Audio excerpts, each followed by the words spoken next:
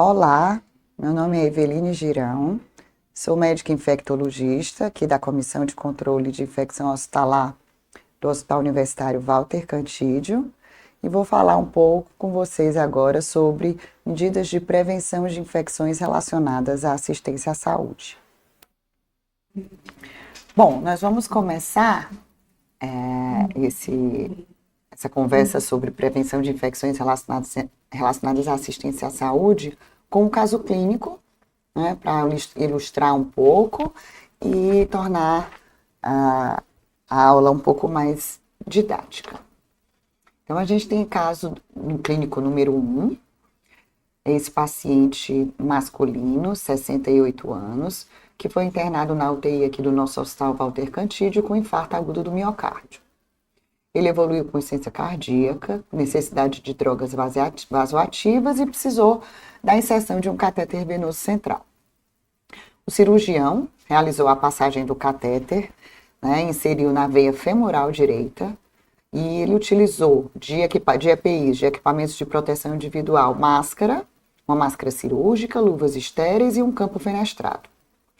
Após 7 dias da inserção do catéter, a enfermeira, ao realizar a troca do curativo, evidenciou hiperemia e secreção purulenta no sítio de inserção do catéter. O paciente ele não tinha febre, não tinha leucocitose.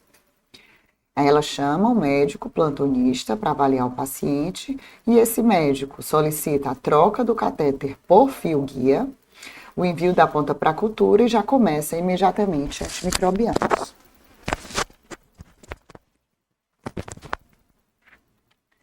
E aí, em relação a esse caso clínico, qual o diagnóstico mais provável? Que fatores você relacionaria como predisponentes ao surgimento dessa infecção? Que condutas você teria feito diferente? Bom, então, trata-se de uma infecção de corrente sanguínea associada a catéter, né? O paciente tem um acesso venoso central com secreção purulenta na inserção do catéter. Nós sabemos que temos 2 tipos, basicamente, de infecções de corrente sanguínea associada a catéter. As infecções no sítio de inserção, que são infecções mais localizadas, que parece ser o caso do paciente, porque ele só tem hiperemia, secreção e não tem febre. E nós temos as infecções de corrente sanguínea associada a catéter com repercussão hemodinâmica e com bacteremia, onde a gente tem uma hemocultura positiva e o paciente geralmente apresenta febre, pode apresentar calafrios e até choque, hipotensão, enfim. Então, como é que essas infecções ocorrem? Qual a fisiopatogenia? Então, os catéteres, eles podem se contaminar, e secundariamente colonizar, né? E infectar, principalmente através de 2 vias. Pela via extraluminal, que é a mais comum, né? Onde durante a inserção do catéter, aqui, o catéter é inserido na pele, se não houver uma limpeza, uma antisepsia adequada dessa pele, durante a introdução desse catéter, essas bactérias que compõem a flora aqui da pele podem ser introduzidas para o vaso, né, na corrente sanguínea com bacteremia, ou após a inserção do catéter, né, esse dispositivo ele vai ficar aqui conectando diretamente a pele, né, o orifício externo com o acesso central. Então, essa pele ela vai se recolonizar. Se forem tomadas todas as medidas adequadas durante a inserção, se for realizada uma antisepsia completa, essa pele pode ficar recolonizada e essas bactérias podem migrar da pele pela superfície externa do catéter e se disseminar para a corrente sanguínea, levando à bacteremia. Essa é um dos mecanismos mais importantes de infecção dos catéteres centrais. E um outro mecanismo, que é menos comum, mas também possível, é a transmissão através da via intraluminal. Então, se você... aqui é o hub, a torneirinha, né, onde você conecta o catéter com o equipo. Então, ao longo dos dias, toda essa superfície aqui, contaminada por bactérias e flora da pele, ela vai se contaminar também. E essa ponta, esse orifício do hub da torneirinha também se fica colonizado. Então, quando você for trocar, desconectar o equipo, se não houver uma higienização adequada, uma desinfecção desse hub, dessa torneirinha, na troca do equipo, quando a gente for introduzir o equipo, essas bactérias que ficam aqui nessa borda, elas vão ser introduzidas pela via intraluminal, com disseminação até o vaso, né, até a corrente sanguínea, ou um outro mecanismo é através de introdução de fluidos contaminados, soro, hemoderivados ou até antibióticos, soluções contaminadas, se tiverem contaminadas, vão entrar pela via intraluminal. E essas infecções, elas são mais difíceis de tratar porque existe uma predisposição à formação de biofilmes, né? Os catéteres venosos centrais, assim como os catéteres vesicais de demora e os dispositivos invasivos, outros como próteses cardíacas ou próteses ortopédicas, né? Na presença de bactérias, essas bactérias elas tendem a aderir a essa superfície, esse corpo estranho, a produzir algumas substâncias, né, matéria orgânica, glicosaminoglicanos, né, e outras proteínas que levam à formação de uma carapaça, onde essas bactérias elas ficam lá aderidas e aí elas formam o que a gente chama de biofilme, que é essa colônia, né, esse meio, né, de proteção, onde elas aderem e ali elas trocam genes de resistência e existe uma barreira mecânica e mesmo com a presença do antibiótico, o antibiótico não consegue penetrar e muitas vezes essas infecções elas não são impossíveis de tratar, onde a única forma quando você tem biofilme é remoção do catéter. E quais são as estratégias de prevenção? O foco aqui da aula é na prevenção dessas principais infecções relacionadas à assistência à saúde, começando aqui pela infecção de corrente sanguínea. Então, existem vários guidelines, né, para cada uma dessas infecções, guidelines das sociedades americanas de doença infecciosa, da Organização Mundial de Saúde e os nossos guidelines da Anvisa, né, que levantaram os principais artigos que comprovam quais são as medidas eficazes para a prevenção. E, em resumo, quais são essas medidas, né? Então, na inserção do catéter, nós temos que a higienização das mãos do profissional com clorexidina, ela tem impacto, esse conjunto de medidas, então é uma série de medidas, e aí estabeleceu-se as mais importantes, e a gente fechou num pacote chamado bundle, e implementa esses pacotes, esses bundles, na hora da inserção, e muitas vezes essas medidas, elas são checadas através da preenchimento de um checklist para que o profissional de saúde, na hora da realização do procedimento, não esqueça e foram escolhidas medidas mais importantes, tanto na inserção como da manutenção. Então, o nosso bundle, o nosso pacote de inserção de catéter, quais são as medidas mais importantes? O profissional tem que higienizar as mãos com clorexidina, isso tem impacto, todas essas medidas têm nível de evidência 1A ou 1B, né, que reduzem a taxa de infecção. Esse profissional, ele deve usar uma paramentação completa, como se fosse uma paramentação cirúrgica, com a máscara, óculos, gorro, aventais de mangas longas e cobertura desse paciente com um campo para cobrir todo o paciente. Isso reduzir em até 6 vezes a taxa de infecção quando comparado a um campinho fenestrado. Antes, né, o preparo da pele, antes de inserir o catéter, essa pele ela tem que ser realizada idealmente é uma degermação com clorexidina degermante e uma antisepsia, né? Primeiro com clorexidina 2% degermante, depois antisepsia com a clorexidina alcoólica maior ou igual a 0,5. Então, essa pele do paciente ela tem que ser degermada e tem que ser realizada uma antisepsia. A escolha ideal do sítio de inserção e o uso do ultrassom.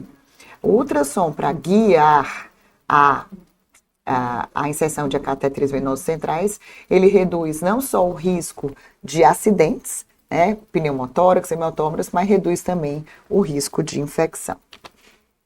Né? Em relação à escolha do sítio, qual seria o sítio ideal?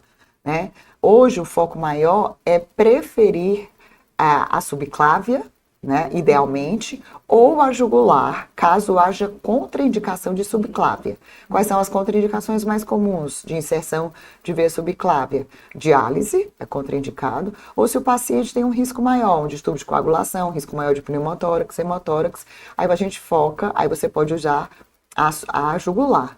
O mais importante é evitar a femoral. A femoral, por quê? Porque os catéteres inseridos em veia femoral, por tratar-se de uma região que é muito mais contaminada e colonizada, eles têm uma taxa de infecção muito maior quando comparado aos catéteres inseridos na subclávia e na jugular. Então, sempre evitar a veia femoral e, se possível, preferir a subclávia. Na manutenção dos catéteres, né? Então, quando a gente vai manusear, fundamental, antes de desconectar, manusear aqui essas torneirinhas, né, e infundir alguma medicação ou soro, fazer a higienização, né, com álcool A70, o ideal é usar esses lencinhos, né, então antes de desconectar, colocar o lencinho ou a gaze ou algodão com água, o ideal é o lencinho com álcool A70, para evitar que essa contaminação desse hub, né, leve na hora da troca do equipo, né, para disseminação de bactérias pela corrente sanguínea. Não usar antibiótico tópico, exceto hemodiálise. Não há indicação de troca de catéter de forma rotineira, né? Eu vou trocar a cada 30 dias para evitar, não tem. E o mais importante é a desinfecção e a antisepsia da pele na troca do curativo. Então, na hora de trocar o curativo, né, os curativos de gaze, né, assim que você insere o catéter, o ideal é nas primeiras 24, 48 horas, é um curativo à base de gaze, porque tem um sangramento, então troca com 24, 48 horas, e após o ideal é deixar aqueles curativos de filme transparente, que devem ser trocados a cada 5, 7 dias, e na hora da troca realizar uma antisepsia nesse sítio de inserção com clorexidina alcoólica a 5%. Remover, uma medida fundamental para prevenir as infecções relacionadas a catéter é retirar o catéter o quanto antes. Então, uma avaliação diária. Será que esse paciente ainda precisa do acesso central? Será que ele já tem veia periférica? Então, diariamente avaliar a indicação, se ainda existe indicação e se é possível retirar o catéter. Se houver pus no sítio de inserção, não pode, tem que trocar e não pode trocar por fio guia, tem que trocar por outro sítio, né? E pontas para a cultura não devem ser mandadas de forma rotineira. Se o catéter é suspeito de infecção e você vai sacar, você pode mandar a ponta para a cultura, contanto que você colha uma hemocultura periférica, né, para parear e analisar adequadamente. A ponta de cultura de rotina e sozinha não tem benefício.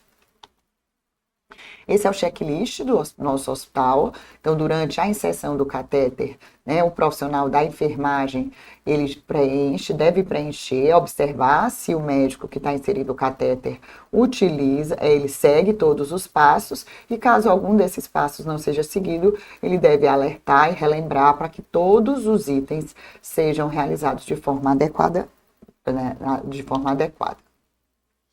E retornando, então, para o caso, concluindo, né? Então, como esse paciente que nós vimos, do caso, ele teve uma infecção de corrente sanguínea, né, associada a catéter no sítio de inserção, o que a gente teve, quais foram os fatores predisponentes? Então, aqui o cirurgião, ele não se paramentou de forma adequada, não usou óculos, não usou gorro, não usou o campo, o avental cirúrgico de campos longos, o campo fenestrado, ele usou um campo fenestrado, ele deveria ter usado um campo longo, cobrindo todo o paciente, tudo estéril, né? Ele utilizou a veia femoral, né, que é o risco maior de infecção, então deveria ter inserido em subclave, idealmente, ou jugular. E na hora da troca, em relação à conduta, se era só um pus na inserção do catéter sem febre, sem manifestações, ele poderia apenas ser sacado, não precisava nem ter iniciado antibiótico, poderia mandar da ponta para a cultura, mas coletado uma cultura periférica, e nesses casos só com a troca do catéter e a retirada, muitas vezes aquela infecção se resolve sem necessidade de início de antimicrobianos, já que o paciente não tinha febre. Agora vamos para o caso clínico número 2, né? É uma paciente de 70 anos, do sexo feminino, hipertensa diabética, que foi internada na UTI do Hospital Walter Cantídio com quadro de acidente vascular cerebral, um AVC isquêmico. com rebaixamento sensório, necessidade de intubação orotraqueal e ventilação mecânica. Pela gravidade, né, entrou em droga vasoativa, foi necessário, então, a inserção de uma sonda vesical de demora e de um catéter venoso central. No 7º dia de UTI, a paciente continuava entubada, ela evoluiu com febre, leucocitose e uma secreção traqueal purulenta pelo tubo e abundante. E no raio-x de tórax foi evidenciada uma condensação na base do hemitórax direito. Nesse momento, então, foram coletadas hemoculturas periféricas, um sumário de urina, urinocultura, um aspirado traqueal e o médico iniciou piperacilina tazobactam. 3 dias após os exames chegaram às culturas e foi identificado na hemocultura e no aspirado traqueal uma pseudomonas aeruginosa sensível à piperacilina tazobactam, ela era muito sensível. O sumário de urina veio normal, coletado pela sonda, e veio na urinocultura, a gente teve um crescimento de uma cândida SP 10 elevado a 5 unidades formadoras. A paciente evoluiu, então, após o início da piperacilina tazobactam com remissão da febre, melhora da leucocitose e da secreção. Só que o médico checou as culturas, iniciou o fluconazol, 400 mg, e manteve o pipetase e usou por 14 dias. Manteve também a sonda, a paciente já saiu do choque, mas manteve para prevenção de lesão por pressão, e trocou apenas o saco coletor, que estava com grumos. Em relação a esse caso, quais os diagnósticos infecciosos do paciente, que conduta foi adequada e por quê, e o que você teria feito diferente. Então, aqui a gente tem uma paciente com AVC, que diagnosticou que evoluiu com uma pneumonia associada à ventilação mecânica. Né? Ela tinha mais de 48 horas de ventilação e teve os critérios de pneumonia associada à ventilação do CDC e da Anvisa. Surgimento de novo infiltrado, febre e aumento de secreção com febre, leucocitose e secreção purulenta. Então, a PAV é uma das nossas principais infecções relacionadas à assistência à saúde, né? Em UTI é a nossa principal. São vários os mecanismos, né, que levam o paciente a desenvolver PAV, a fisiopatogenia, que vão desde fatores do hospedeiro, inicia-se muito com a colonização da cavidade oral, e aí microaspirações, né, o paciente na ventilação mecânica, ele tem uma cavidade oral colonizada e ele microaspira e essas bactérias vão para o sistema respiratório, e também coloniza o trato digestivo.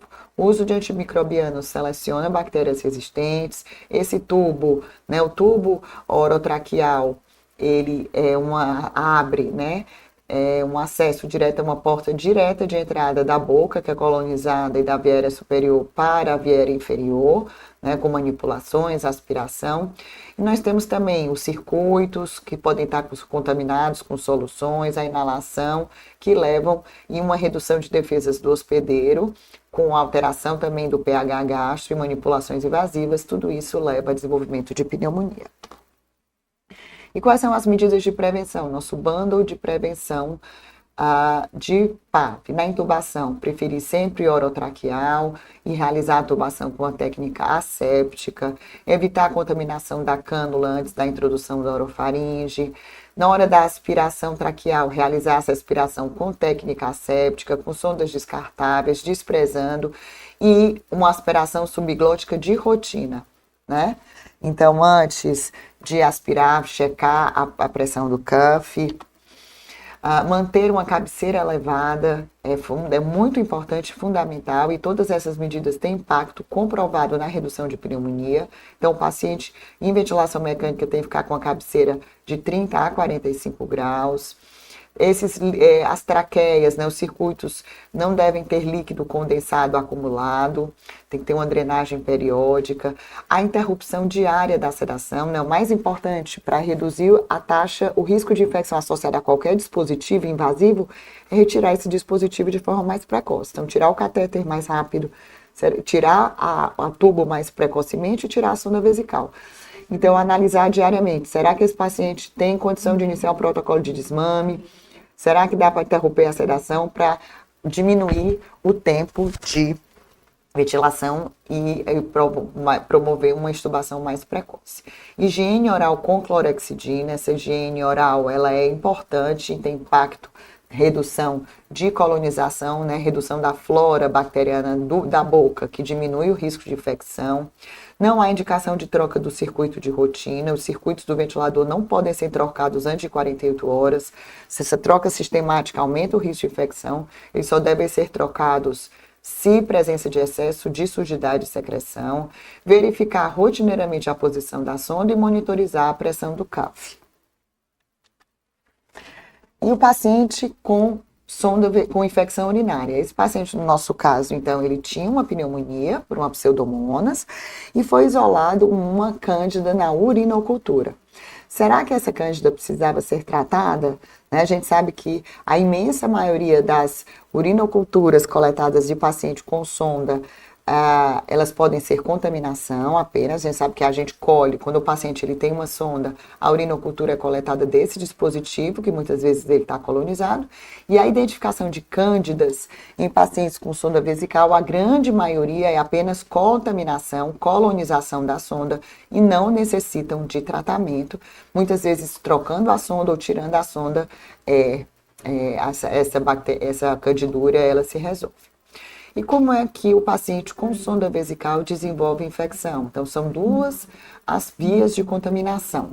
A gente tem a via extraluminal, né? Então, durante a inserção da sonda, como no catéter central, a técnica asséptica ela é fundamental. Então, se você vai inserir uma sonda vesical, e essa sonda é inserida na uretra, né? Na região genital, que é contaminada. Se você não fizer uma antisepsia, uma técnica, uma limpeza, uma desinfecção, uma antisepsia adequada, essa sonda ela vai ser introduzida e vai carrear os micro-organismos aqui presentes na região genital para a via urinária com contaminação durante a sonda. E após essa inserção, mesmo que a inserção seja feita da sonda com a técnica adequada, após alguns dias, essa região genital também é colonizada e as bactérias da região genital, elas ascendem aqui pela via extraluminal da sonda e chegando, então, na bexiga e levando à infecção urinária. Essa é a forma mais comum. E a via intraluminal é principalmente através da desconexão. Então, se você desconecta o sistema, não pode nunca abrir o sistema, é um sistema fechado. Na hora de esvaziar, a gente só pode abrir essa válvula aqui que fica no saco coletor, que tem que ser aberta de forma asséptica, né, assim, adequada. Você não pode contaminar essa ponta aqui, porque se contaminar uma ascensão ou a troca do saco, prolifera bactérias aqui na via intraluminal e ela pode ascender através da via intraluminal para a sonda. Então, tempo de cateterização é muito importante, né? O risco de infecção urinária é 3 a 10% por dia, né? Então, catéteres com mais de 30 dias inseridos, o risco de colonização é 100%. E quais são as medidas de prevenção? O pacote bando, né? Inserir a sonda apenas se necessário. Então, será que o paciente precisa de sonda? Avaliar alternativas como o Uropen ou a sondagem intermitente, higienizar as mãos antes e após o manuseio da sonda, fazer uma limpeza, uma higiene da genitália e do períneo com sabão ou antisséptico, pode ser uma clorexidina de germante ou água e sabão. Depois o profissional, geralmente quem insere a sonda, é a enfermeira ou o médico durante a cirurgia, né, ou fora.